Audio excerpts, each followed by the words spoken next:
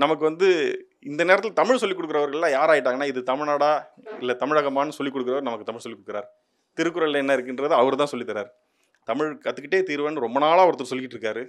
அவர் வந்து தமிழ் கற்றுக்கணும்னு எனக்கு தமிழராக பிறக்கல, ஆனால் தமிழ் கற்றுக்கணும்னு ஆர்வமாக இருக்குது, நான் அதை கற்றுக்கிட்டே தீர்வேன்னு சொல்லி அவர் இருக்கார். அவர் நல்லவர் தான், அவருக்கு படிக்கிறதுக்கு நேரம் இல்லை. ஆனால் இந்த தேர்தல் அவருக்கு அந்த ஓய்வை கொடுத்து தமிழை கற்றுக் கொடுக்கும் நம்பி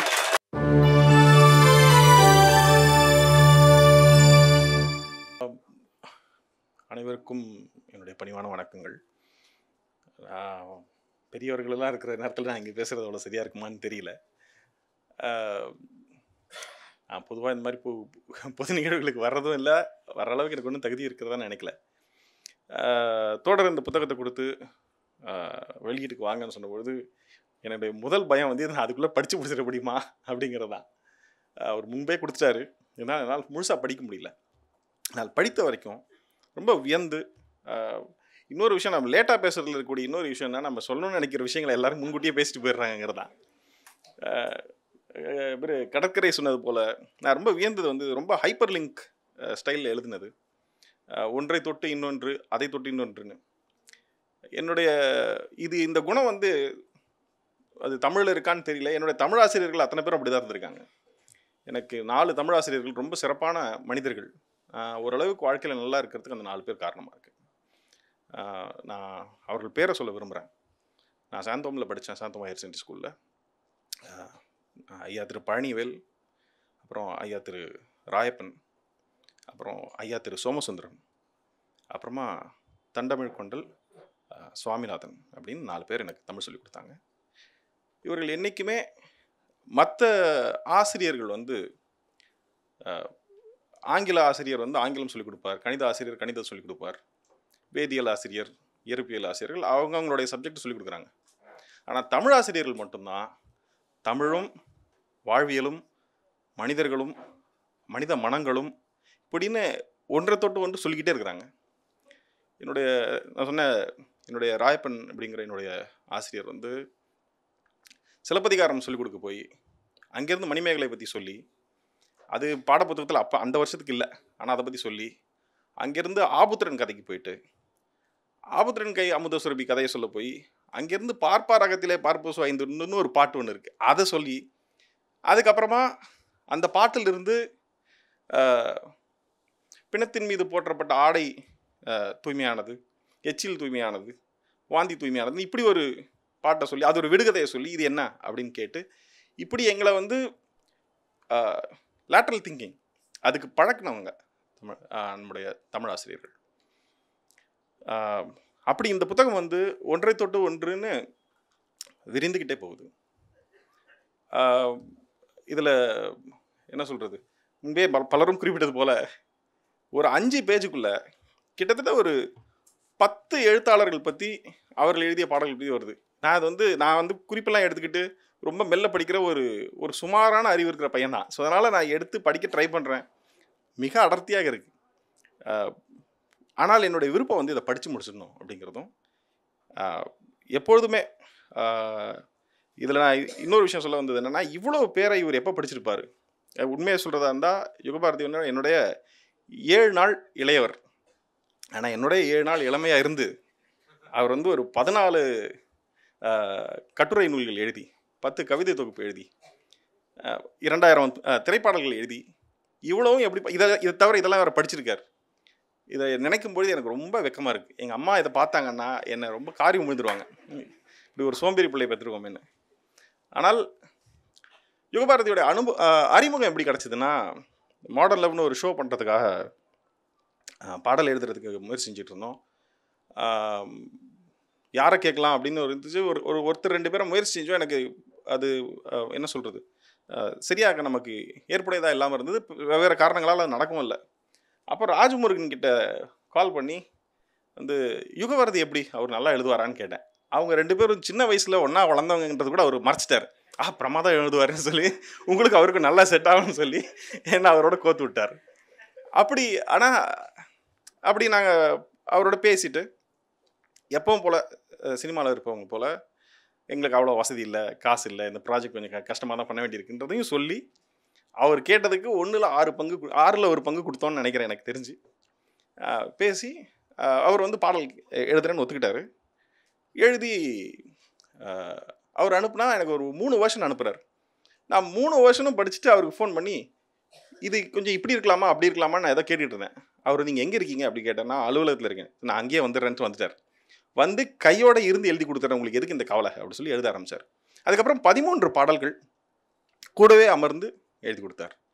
அந்த பாடல்கள் எழுதி கொடுத்தாருங்கிறத தாண்டி அவர் கூட நான் பேசிய அந்த பேச்சுக்கள், அந்த பேச்சின் போது அவர் வந்து எப்படி வந்து தயக்கத்தோடு இருக்கிற ஒரு இளைஞனை நண்பன் உந்தி தள்ளி போய் அந்த பொண்ணுக்கிட்ட பேசு அப்படின்னு சொல்லி, இப்போ பேசலாம் எப்போ பேச போகிற அப்படின்னு சொல்லி உந்துவார்களோ, அப்படி இவர் என்னை உந்தி தள்ளி இளையராஜாவிடம் போய் பணியாற்ற அல்லது சேர்ந்து பணியாற்றும்படி என்னை உந்தி தள்ளியவர். அதில் முக்கியமானவர், முதன்மையானவர் மிஷ்கின். அவர் முதலேருந்து என்னை புஷ் பண்ணிக்கிட்டு இருக்கார். ஆனால் இவரும் வந்து என்ன அந்த கடைசி புஷ் இவர் தான். நீங்கள் போய் பண்ணுங்கள், நான் ஒர்க் பண்ணியிருக்கேன், நானும் கூட வரேன், உங்களுக்கு எல்லாம் நல்லபடியாக நடத்தி தரலாம் அப்படின்னு சொல்லி வந்தார்.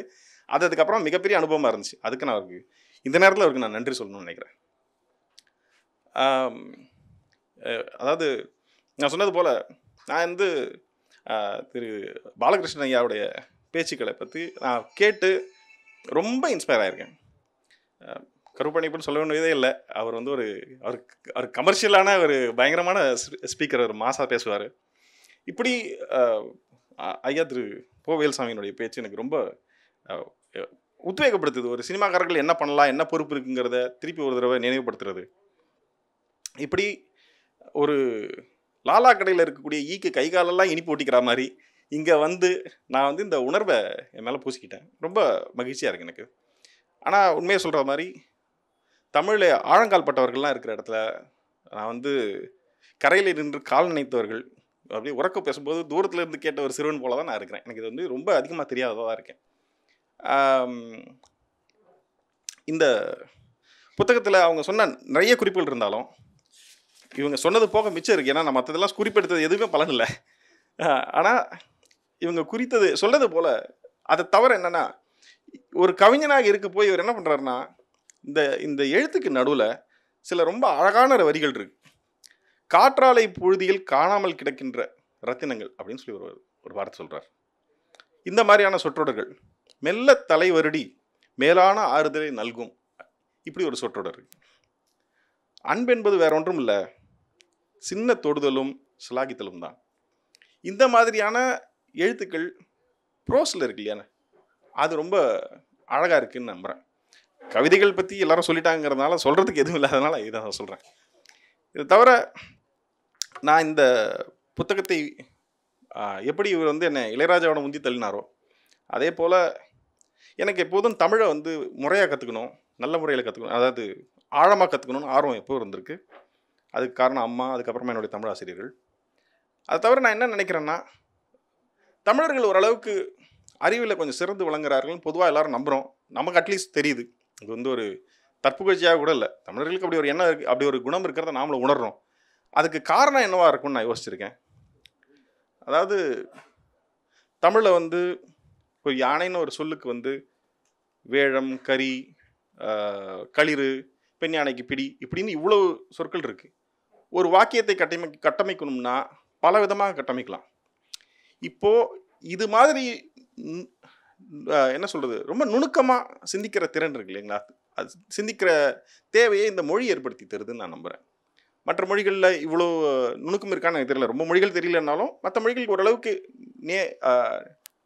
நேரடியாக இருக்கிறதா நினைக்கிறேன். இது வந்து இவ்வளோ அடர்த்தியாகவும் இவ்வளோ வெரைட்டி இருக்கிறதுனால இதில் நாம் ஒரு பெர்மிட்டேஷன் காம்பினேஷன் போட்டு பேசணும், அதில் ப்ரிசைஸாக கம்யூனிகேட் பண்ணணுங்கிற இந்த ஆர்வம் இருக்கிறதுனால நாம் இயல்பிலேயே கொஞ்சம் ஷார்ப்பாக ஆகிருக்கோமோ அப்படின்னு நான் நினைக்கிறேன். ஆனால் சமீப காலத்தில் என்ன சொல்கிறது, இதனால் நான் வந்து இந்த இளையராஜாவிடம் எப்படி இவர் என்னை உந்தி தள்ளி அந்த அனுபவத்தை கொடுத்தாரோ அதே போல் சங்க இலக்கியத்தை நான் வந்து கற்றுக்கணும்னு நினச்சதில் இதை படித்த போது என்ன நினச்சேன்னா, இவருக்கே ஒரு நல்ல தொகையை கொடுத்து எனக்கு ஆசிரியராக நியமி வச்சுக்கிட்டு பார்ட் டைமாக அவர்கிட்ட தமிழ் கற்றுக்கலாமா அப்படின்னு யோசிச்சுட்டு இருக்கேன். ஏன் அப்படின்னா, நமக்கு வந்து இந்த நேரத்தில் தமிழ் சொல்லிக் கொடுக்குறவர்கள்லாம் யார் ஆகிட்டாங்கன்னா, இது தமிழ்நாடா இல்லை தமிழகமானு சொல்லிக் கொடுக்குறவர் நமக்கு தமிழ் சொல்லிக் கொடுக்குறார். திருக்குறளில் என்ன இருக்குன்றது அவர் தான் சொல்லித்தரார். அப்படிப்பட்ட தமிழாசிரியர்கள்கிட்ட இந்த இப்படிப்பட்ட தமிழாசிரியர்கிட்ட வந்து நான் பெட்டர்னு நினைக்கிறேன். அந்த என்ன சொல்கிறது, அந்த பயணத்தில் நான் மட்டும் இல்லை, நிறைய பேர் தமிழ் கற்றுக்கணுன்னு ஆர்வமாக இருக்காங்க. எனக்கு இணையாக அல்லது என்னோட கூட அதிகமாக தமிழ் கற்றுக்கிட்டே தீர்வேன்னு ரொம்ப நாளாக ஒருத்தர் சொல்லிக்கிட்டு இருக்காரு. அவர் வந்து தமிழ் கற்றுக்கணும்னு, எனக்கு தமிழராக பிறக்கல, ஆனால் தமிழ் கற்றுக்கணும்னு ஆர்வமாக இருக்குது, நான் அதை கற்றுக்கிட்டே தீர்வேன்னு சொல்லி அவர் இருக்கார். அவர் நல்லவர் தான், அவருக்கு படிக்கிறதுக்கு நேரம் இல்லை. ஆனால் இந்த தேர்தல் அவருக்கு அந்த ஓய்வை கொடுத்து தமிழை கற்றுக் கொடுக்கும் நம்பி இந்த வாய்ப்புக்கு நன்றி கூறி விடைபெறுகிறேன். நன்றி, வணக்கம்.